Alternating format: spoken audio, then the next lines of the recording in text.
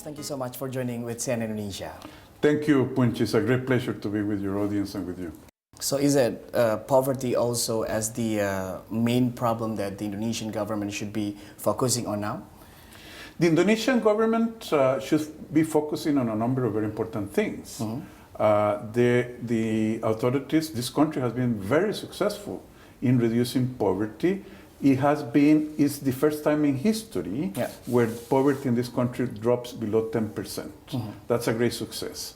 But that doesn't mean that's the only target. Indonesia, and I know the people of this country want and deserve to become more prosperous and to have the prosperity of this country very widely shared among the 257 million Indonesians. This country can, in fact, become one of the most prosperous nations in the world. Hopefully within not too many years from now. So how can the Indonesian government to increase the human capital here, besides, of course, decreasing the poverty level? Human capital is, Punche, you have to remember, human capital, education, health, those are the pathways to middle class. I think that the Indonesian people and the president and the government and the entire society of this country want to be a country with many middle-class people. And that comes from human capital. Things such as education, health. The government has launched one of the most ambitious programs in the world to, for instance, eliminate childhood stunting, which comes from chronic malnutrition. Children who are stunted cannot learn, cannot be competitive in the new world economy.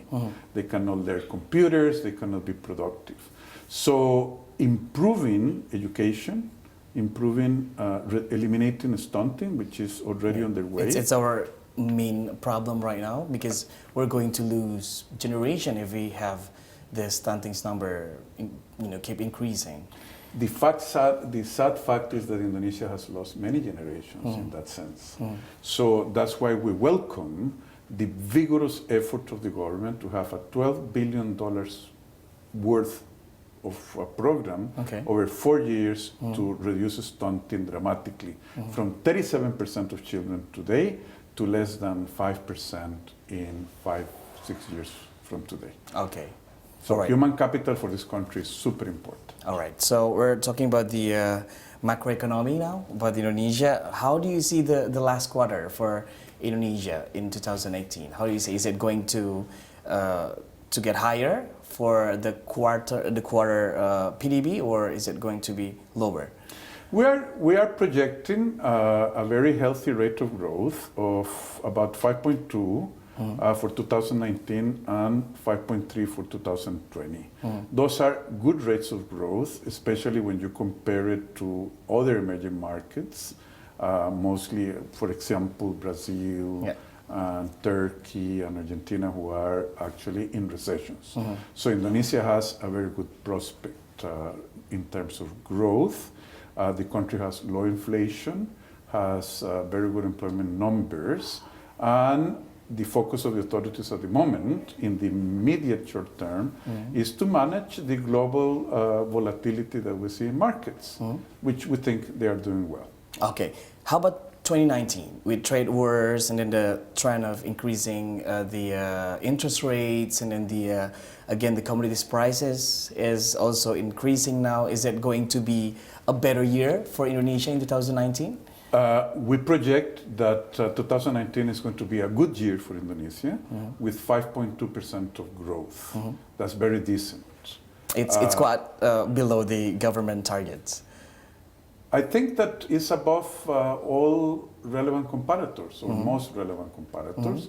The fact of the matter is that you have mentioned a number of headwinds that are coming from overseas, and a 5.2 rate of growth, given those headwinds, is very decent and actually quite good.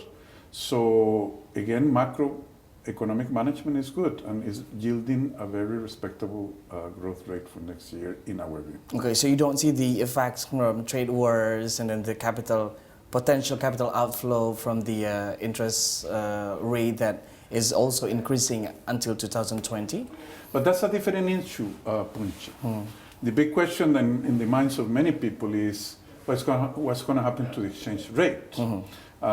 Recently, actually, I published an op-ed yesterday on the matter. Yeah. And what Indonesia needs to focus is on maintaining stability. Okay. And a moderate depreciation of the rupiah, like the one we have seen this year of 9%, is actually good for stability because it has been moderate and gradual. Compare that with the depreciations that Turkey and Argentina have seen of 50% and 42%. That's too fast. So the actual depreciation of the rupiah helps address the current account deficit because it makes imports more expensive, it makes exports more competitive, and actually reduces the value of the transfers overseas of corporate profits. So the twin deficits, fiscal and current account, is what worries investors in other economies. Indonesia's twin deficits are there, they are smaller, but the government is reducing the fiscal deficit for next year. The primary surplus next year is going to be on balance in an electoral year that shows a strong fiscal commitment to stability. And the current account deficit is being tackled, including by a moderate depreciation of only 10%. So with all the sentiments, it's going to be a great year for Indonesia next year. I think it's going to be a stable year of decent growth, and I'm not saying it myself.